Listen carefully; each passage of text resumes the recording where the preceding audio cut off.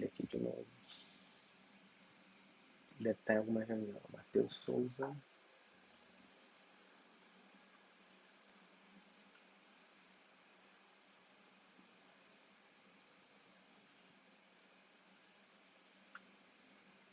Pronto, chegou aí. Tá falando de você aí, cara. Tá no mudo, tá no mudo. Tá falando no mudo. Senti que você estava falando mal de mim aqui. Não, agora parou de falar mal dele. Pode mais ou menos. Fala aí, Cauê. É mó tempão, hein? Maicon aí, ó. Agora podemos começar. E eu escolhi o fundo preto. Vamos com um fundo diferente dessa vez. Não, põe o preto, não tem problema. Ó, o Maicon continua de férias, cara. Esse cara. Esse daí é. Essa vida é boa, cara. Né? O cara tá sempre na praia. Por isso que ele precisou do WhatsApp. Por isso que ele inventou o WhatsApp com Forja aí. Ele criou para estar na praia sempre, né? Agora tá explicado. A motivação dele. Tá bloqueado para falar, Cauê? Peraí, deixa eu dar uma olhada aqui. Acho que eu dei uma. Eu tô travado aí também ou só aqui para mim? Tá travado aqui. Pelo menos pra mim tá travado.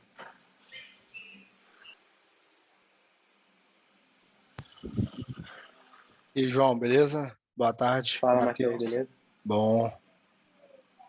Cauê, você não tá conseguindo falar ainda? Deixa eu ver.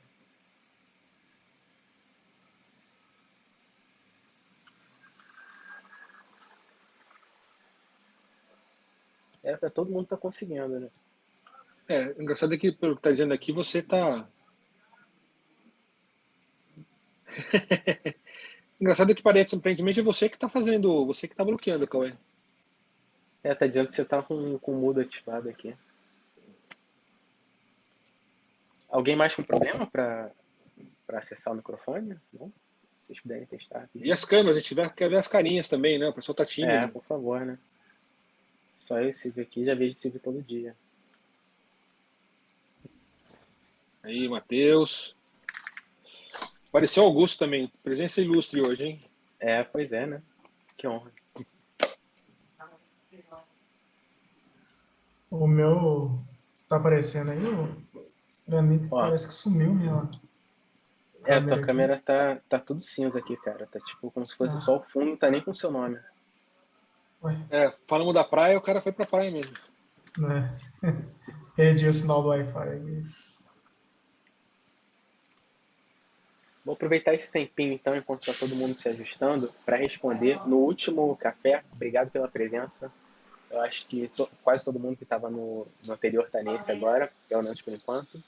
E a gente teve duas perguntas que eu precisei fazer uma pesquisazinha para responder. Uma foi sobre BCF, integração com BCF, e a outra foi como fazer para levar o modelo... Peraí, Cauê, tô pelo app. Beleza. Como fazer para levar o modelo que vocês têm, seja ele de formato que for, a partir de SVF, para um aplicativo com realidade aumentada, realidade virtual. Primeiro, para do BCF, deixa eu compartilhar a tela aqui. Aí vocês me falam quando vocês estiverem vendo na tela. Vocês estão vendo na tela? Beleza. Primeiro, para BCF, tem esses aplicativos aqui. Eu só fiz uma filtragem na loja. Tem esse, BCF Export. Esse é do nosso próprio time, que conecta com o BIM 360.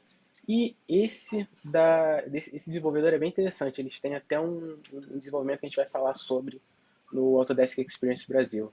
Então, fica à vontade para testar. Eu acho que eles têm um trial. Isso é o que a gente tem de conexão utilizando Forge com o BCF. Algumas perguntas que vocês fazem, alguns dos pedidos que vocês fazem são interessantes, porque tem uma sincronia com o que o nosso time já está fazendo. E foi esse caso específico. Nosso time está trabalhando num exemplo que em breve vai estar disponível no nosso blog também para integrar o viewer com o BCF. Beleza? Alguém tem mais alguma coisa sobre esse assunto? Aí, acho que consegui, hein? Foi mal. Desculpa te agora foi. Finalmente. Tô no carro aqui, fui pegar um moleque verdade. aqui na escola. Foi mal aí. Atrapalhava, tô ouvindo aqui, valeu. Que isso, obrigado por vir assim mesmo, maneiro, legal, cara. Vamos lá. Beleza? Isso é sobre BCF e agora sobre realidade aumentada e virtual, estendida. Normalmente a gente precisa de o formato que a gente tem visto os nossos parceiros utilizarem é o formato GLTF. E para isso a gente tem duas soluções. Uma é esse toolkit, AR/VR Toolkit, que vai fazer essa conversão e tem um plugin para levar o seu modelo direto para o Unity, para conectar com o Unity. E o outro é na forma dessa biblioteca, Force Convert Utils. Essa biblioteca vai fazer a conversão também do formato SVF ou SVF2 para o GLTF. E a partir daí você integra com o Unity, com o Unreal Engine ou qualquer outro padrão que você, qualquer outro aplicativo, qualquer outra plataforma que você prefira. Beleza? Vale notar também que essas duas ferramentas não são suportes oficiais. Então, isso daqui é uma biblioteca desenvolvida pelo membro do nosso time. Você pode simplesmente importar na sua solução ou usar como um serviço. São diversas possibilidades, beleza? 3 pessoas entraram na sala de espera. Silvio, você tem como ir admitindo as pessoas também? Ou será que está só comigo? Já admiti. Já admitiu? Tá. Beleza. Tem alguém fazendo alguma coisa com realidade aumentada, virtual? O Cauê tá mexendo com isso? Então, na verdade, não é tanto realidade aumentada, né? Mas assim, agora eu estou com os planos aí, essa onda de metaverso veio. Eu até queria saber de vocês aí, se vocês têm no portfólio a integração do Forge com alguma coisa de futuro metaverso da Autodesk mesmo, se vai ter, não vai, eu não vi nada de notícia. Eu não tenho notícia ainda sobre as iniciativas que a gente está tomando do nosso time. Provavelmente, se alguém tiver o Michael ou o Peter, eu posso verificar com eles. Augusto, você sabe alguma coisa disso? É interessante, né? A ideia de metaverso do Facebook, eles têm a plataforma, eles têm o suporte a tudo, mas eles vão utilizar esses formatos que a gente tem. Então, pensa que eles vão te oferecer a plataforma e aí o conteúdo vai vir de algum provedor, da gente ou de outro. Eu acho que quando pensa em realidade virtual ou realidade aumentada, qualquer um dessas mixed reality, né? Quase sempre o que é mais interessante para essa nossa parte do universo como que eu pego a informação que eu tenho um desenho de uma casa, o desenho de uma máquina, o desenho de algum móvel, algum projeto, e trago isso para um ambiente virtual. Então, acho que esse é o objetivo principal. Como que eu pego esse design que eu tenho e levo para um ambiente de realidade mista? O GLTF é um dos mais interessantes porque ele está sendo patrocinado por um grupo chamado Kronos Group, que faz parte desse grupo quase todas essas empresas. Então, o Facebook, se não me engano, o Facebook faz parte. Eu sei que o Google faz parte especificamente. A IKEA também. E todo mundo colabora para a mesma coisa, que é ter uma linguagem comum para a definição do que é o conteúdo.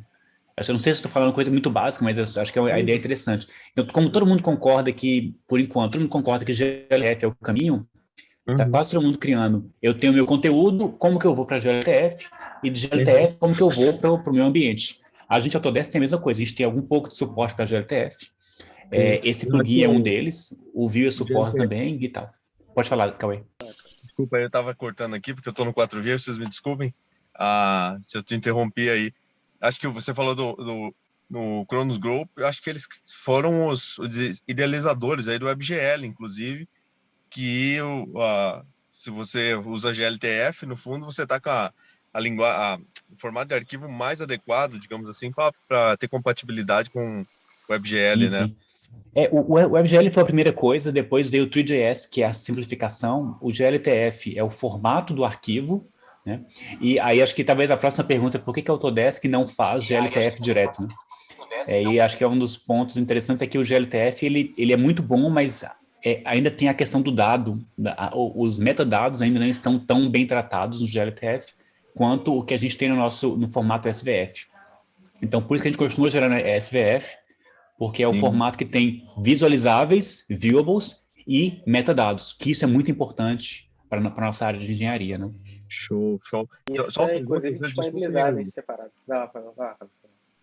então, acompanhei o GTC da NVIDIA essa semana passada, retrasada, nem lembro, e os caras falaram muito de USD, que é aquele formato da Pixar e da Apple, né, Pixar, USD, e aí falaram de usar ele generalista aí para poder você levar os modelos e levar o conteúdo dos mundos virtuais, aí, digamos assim, dos metaversos, passar de um para o outro, e eu achei interessante, embora, né, eu entendo que o GLTF é show de bola, estou usando bastante e testando muitas coisas, mas eu fiquei curioso, será que vai ter alguma coisa do Ford para suporte ao acho que é o USD, é tipo dólar. O USD e o USD. A principal diferença é que o GLTF ele é um pouco mais faces e o SD é um pouco mais meshes, né? Então é para formas mais orgânicas, assim, bem a um nível bem grosso modo, né? A gente tem sim acompanhado os dois, GLTF e o SDZ, e assim, do lado de cá, do lado da Autodesk, ou do lado de desenho, a gente tem todos aqueles arquivos originais, a gente manda para esse formato, tem esse formato que hoje a gente tem que chamar SVF. Do SVF, que é essa primeira tradução, a gente pode ir para outros lugares, a gente já provou isso, né? O GLTF, esse plugin que o João está mostrando, ele mostra que é possível pegar o SVF e ir para a GLTF. Assim como é possível pegar o SVF e ir para o SDZ ou ir para qualquer um. Claro, adaptando ao que cada um deles suporta, né? Por enquanto, o GLTF é o mais promissor porque é suportado pelos Cronos Group. Se for sumido dos aceleradores, acho que foi no penúltimo acelerador, o Michael mostrou exatamente essa solução para você levar de SDF para o SDZ, que aí nativamente o dispositivo iOS já gera o modelo integrado com o ambiente. A gente vai ter, tá no forno esse blog, a gente vai ter ele em breve também. Legal demais, cara. Blog. João, obrigado por clarear isso aí, valeu.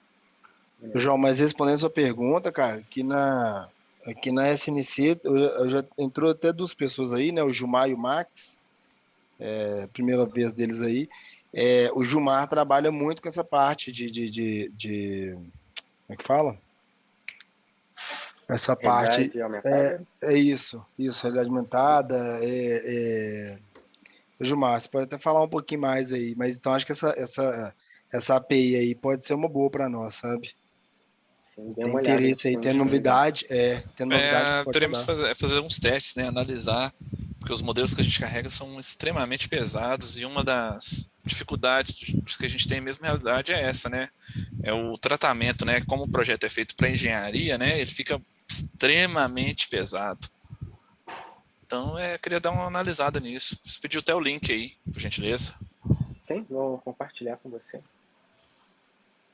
Especificamente para melhorar a performance, a gente também tem blog para você carregar o modelo por partes específicas. Os nossos modelos eles são traduzidos de uma maneira que cada objeto tem um identificador específico para renderização. Você pode escolher qual deles você vai carregar. Você pode, por exemplo, excluir extensões e ferramentas que venham por padrão junto com o viewer, com o seu modelo e que você não vai utilizar de fato. Você pode também escolher não fazer o download dos metadados.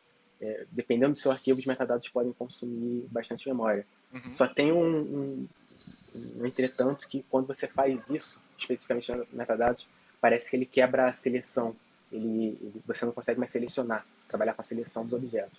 Mas fora isso, tudo é possível, sim, cara. Coloquei no chat. Obrigado. Primeira coisa com otimização é usar o SVF2, né? Que aí já reduz bastante melhora bastante a performance, reduzindo a quantidade de memória utilizada, o que é bem significativo em dispositivos móveis. SVF2 é legal que sempre que você tem uma geometria que ela é repetida na sua cena diversas vezes, você só vai ter uma instância e diversas cópias dessa instância. Aí otimiza de uma maneira muito grande o carregamento do seu modelo, o consumo de memória do seu modelo. E aí, pessoal, alguém trabalhando com mais alguma coisa interessante aí? Não sejam tímidos, pessoal. Pode perguntar. Eu já vi com o Augusto do Café Internacional que tem que esperar um pouquinho, aí o pessoal daqui a pouco vai começar a falar do que está trabalhando. Aquela cópia internacional que tem aí, João? Tá rolando aí? A cópia é do nosso, né? Vocês Cópia podem do nosso. pensar, não veio antes, não, mas o nosso já está planejado há muito tempo. Muito antes. Então, fala aí, Michael. Aproveitando, então, queria trazer para a discussão aquela questão do Azure que eu te perguntei, sabe? Se alguém já passou por isso, o que aconteceu, é porque eu tinha um aplicativo rodando no Azure e, do nada, o aplicativo quebrou e começou a dar um erro de Unavailable Service nele. E aí eu tentei mudar de conta no Azure, tentei trocar o arquivo, o código de lugar e não consegui recompilar ele. Assim, deu um pau que eu nem sei o que aconteceu. Se alguém já passou por algo relacionado a isso do aplicativo parado, nada. Se minha Você conta, tá com a eu tava mensagem com aí, a conta cara? gratuita. Deixa eu ver aqui. Qual mensagem e qual serviço que você usou para rodar o seu aplicativo no Azure? Tá, beleza. Deixa eu abrir aqui. Provavelmente é uma coisa no Azure, deve ter mudado, né? Que é ele parar de rodar o aplicativo lá. A gente, o Forge não faz distinção de onde seu aplicativo, de onde é chamado, né? Então, não faz diferença se é Azure ou AWS ou qualquer outro. Sempre vai executar do mesmo jeito. Aqui, ó. Você quer que compartilhe aqui? Como que é? Pode compartilhar. Manda.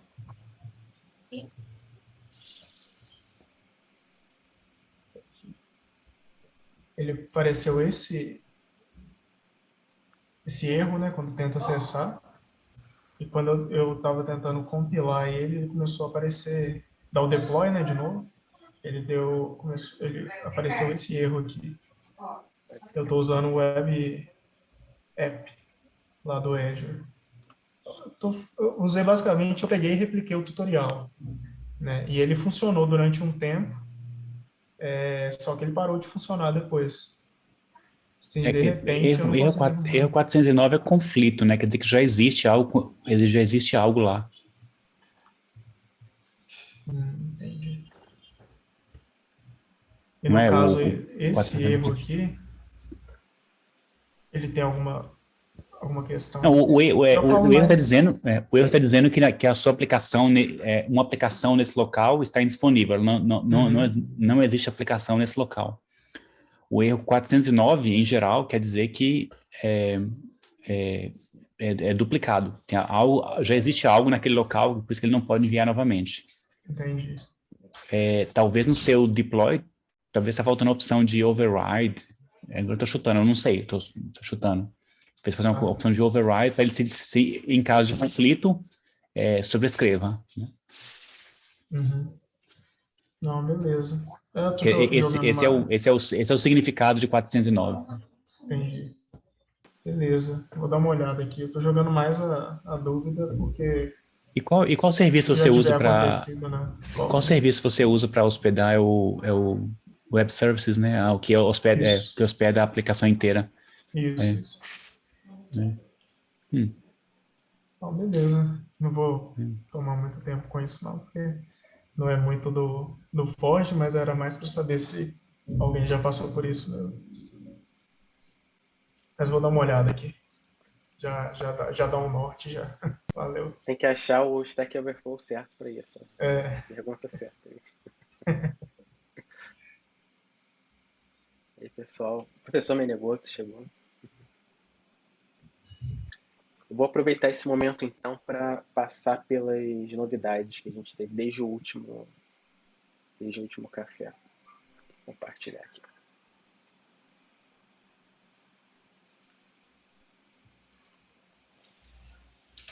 Vamos lá. Desde o último, foi aproximadamente por aqui.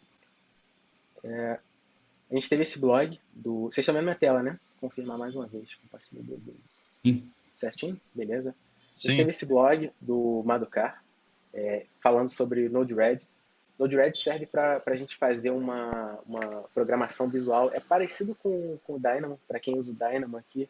Sei que o Maicon usa, alguns de vocês devem usar também, deve ter mais gente. Mas, enfim, a gente tem uma extensão de Node-RED específica, eu acho que ele está até aqui, esse blog. A gente tem uma extensão com métodos, com funções, para você integrar com Design Automation e esse blog para você integrar com o Viewer. Está ensinando passo a passo para você visualizar o seu modelo através de uma aplicação usando o Node-RED.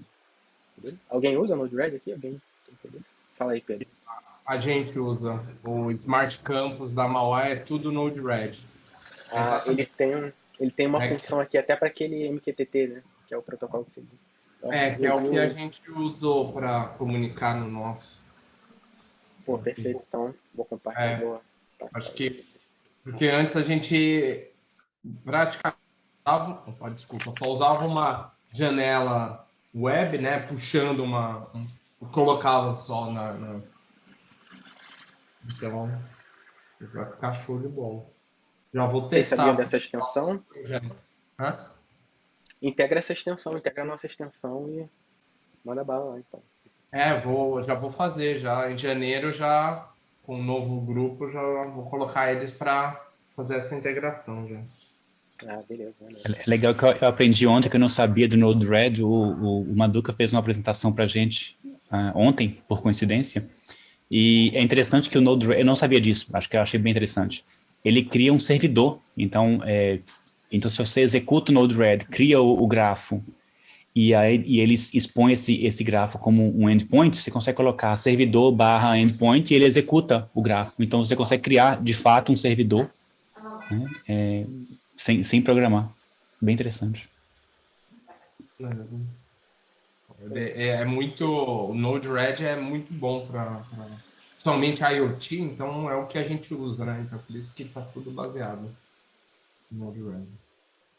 Beleza. Tem esse tutorial aqui também no final de 6 minutos, então bastante conteúdo quanto a isso.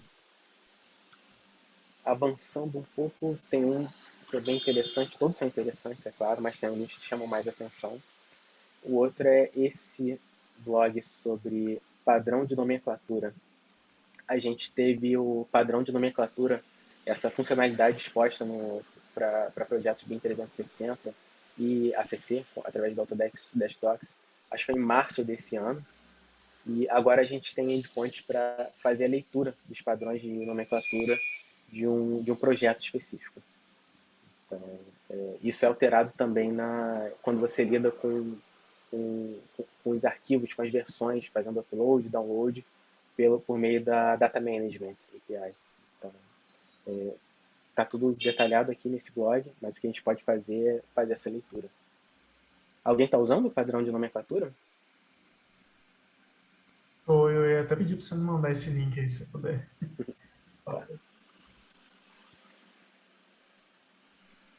Deixa eu colocar no bate-papo. Valeu. Beleza.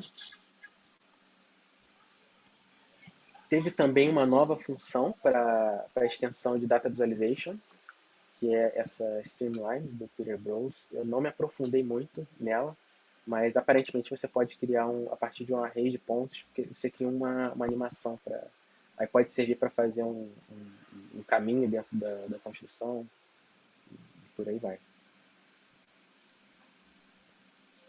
O outro que eu queria passar também, que é bem legal, é a nova API. Eu falei na postagem do LinkedIn que a gente tem uma API nova, e essa é a API, Takeoff. Takeoff é o módulo específico da Construction Cloud para fazer que é o responsável por fazer o levantamento de quantitativos a partir do seu modelo. E aí a gente pode fazer um levantamento de quantitativo a partir de quantidades lineares, a partir de áreas do nosso modelo, ou então de um parâmetro BIM. Por exemplo, se eu tenho uma alvenaria, essa alvenaria vai ter áreas das suas faces exteriores, ela vai ter um volume, que pode ser o volume do material que está aplicado, ou qualquer outro parâmetro que esteja exposto. Beleza? Alguém já está usando o Takeoff? Esse módulo é bem mais novo, né? Então, deixa eu ver aqui. Não, mas ele faz. Deixa eu só entender, ver se eu entendi. O quantitativo de materiais, no caso, ele faz?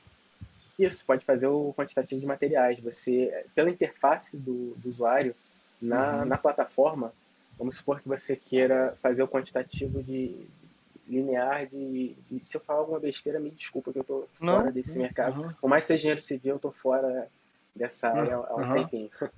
Vamos supor que você queira o quantitativo total linear de todas as vigas do seu projeto. Aí você vai em cima de todas as vistas bidimensionais, sejam arquivos PDF ou DWG, traça a linha em cima das vigas e classifica, faz essa classificação para cada quantitativo.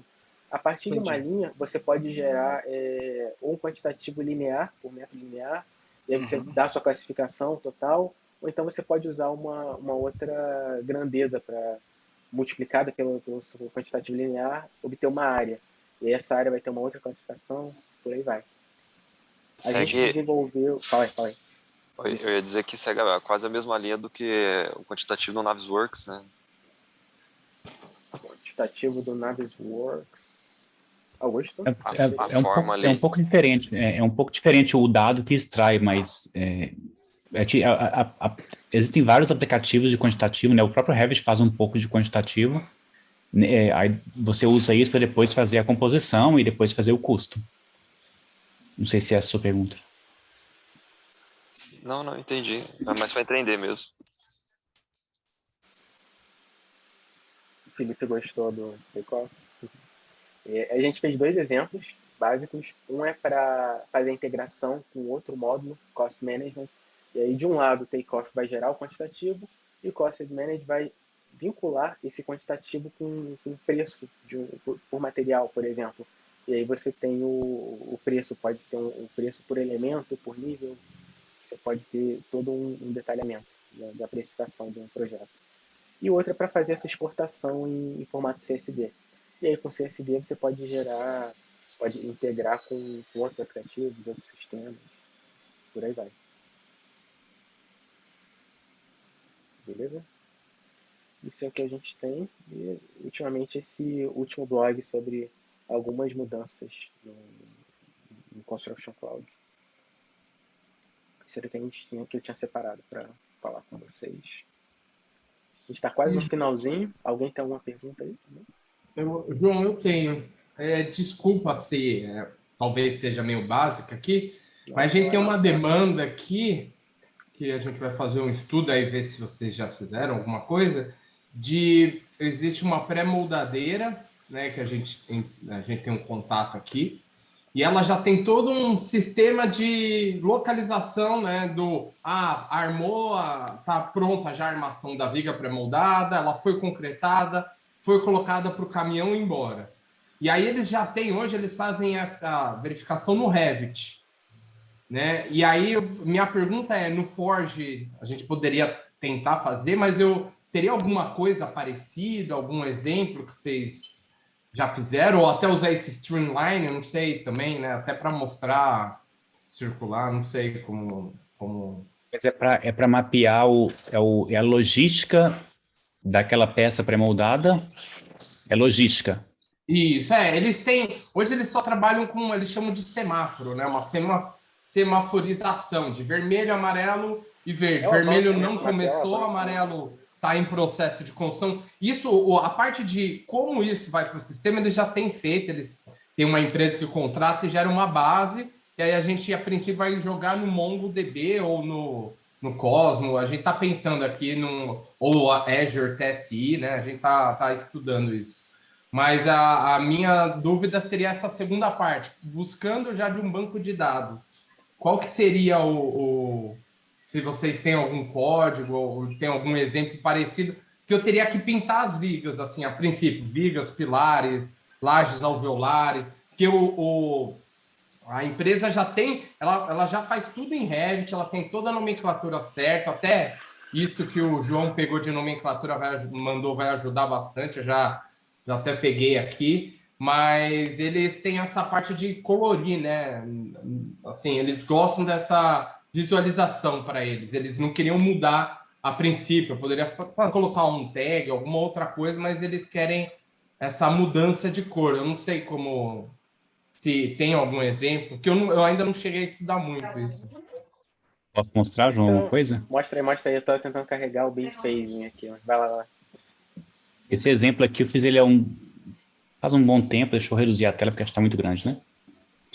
Mas, resumindo assim, né? Se a informação ela está sempre mudando e ela é uma informação não de engenharia, em geral, faz sentido que essa informação não fique dentro do Revit. Né, assim, lembra, BIM não é igual a Revit, não é igual a RVT. BIM é a informação, você tem informação organizada. Então, se a informação está sempre mudando, o ideal é que ela fique em algum outro local mais adequado para a informação que sempre muda. Você já falou o Mongo, por exemplo, é uma ótima opção.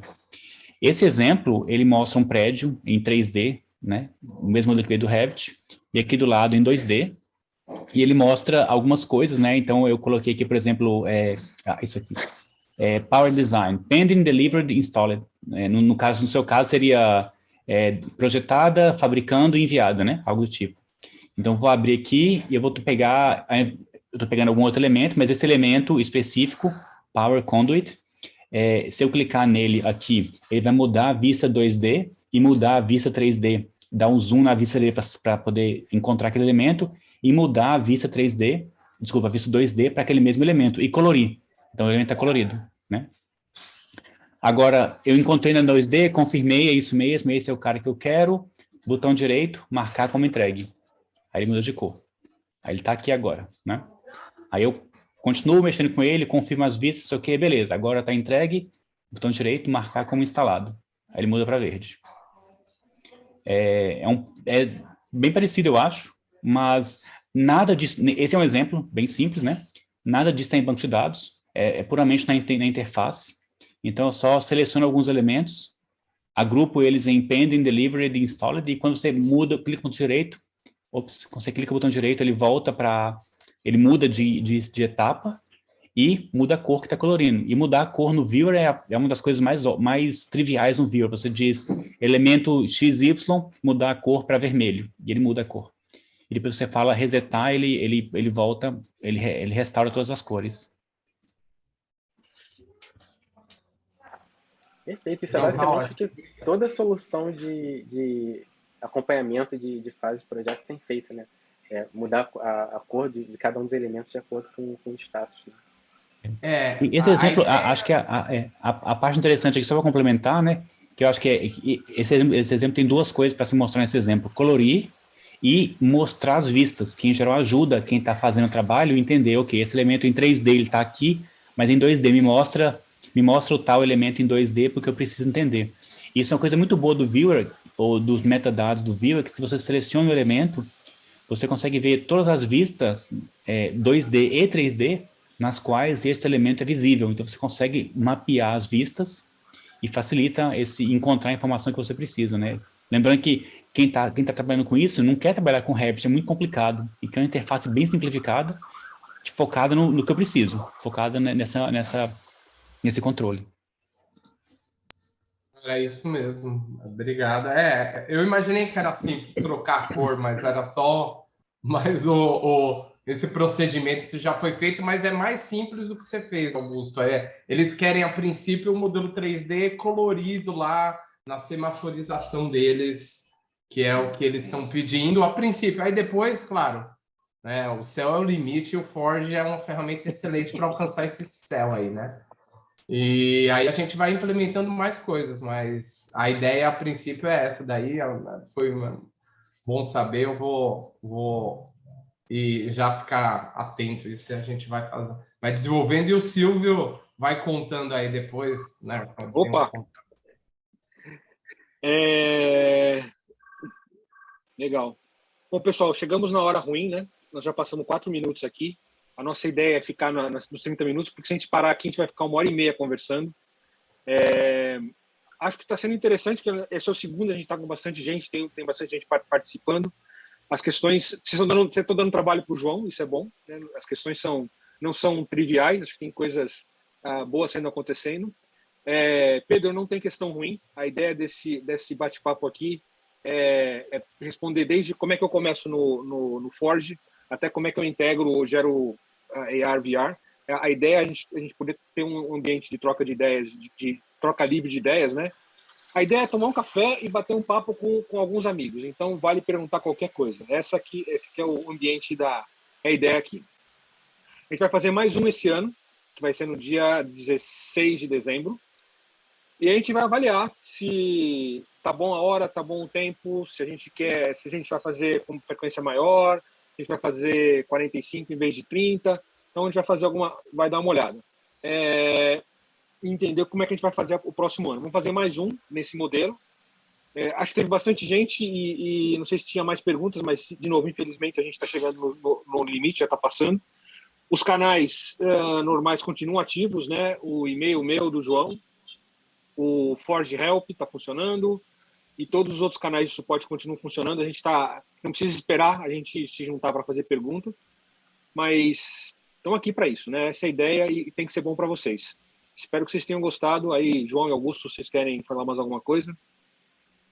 Já cobriu tudo, cara. Só agradecer a presença mais uma vez. E continue vindo e falando com a gente, interagindo. Só o Autodesk Experience Brasil, semana que vem, a gente vai ter conteúdo de Forge lá. E aí, quem não está inscrito, se inscreve lá. A gente vai falar sobre o último café do ano também. Tem uma surpresa.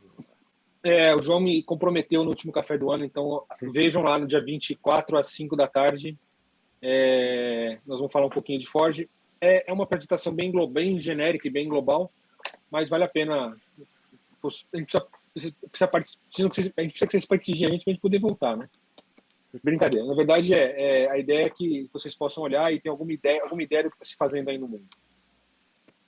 Legal? Augusto, alguma coisa? Acho que é isso mesmo. Obrigado pelo convite. Muito bom estar aqui com vocês hoje. Legal. Obrigado por ter pedido o seu almoço e se juntar a gente. Não, eu já tinha almoçado já. Eu almoço antes. É louco, ficar sem almoço? Impossível. Obrigado, pessoal. Até dezembro, então. Estamos aí, qualquer coisa, entre em contato com a gente. Obrigado. Valeu, pessoal. Obrigado. Um abraço. Valeu, pessoal. Obrigado. Valeu, pessoal. Obrigado.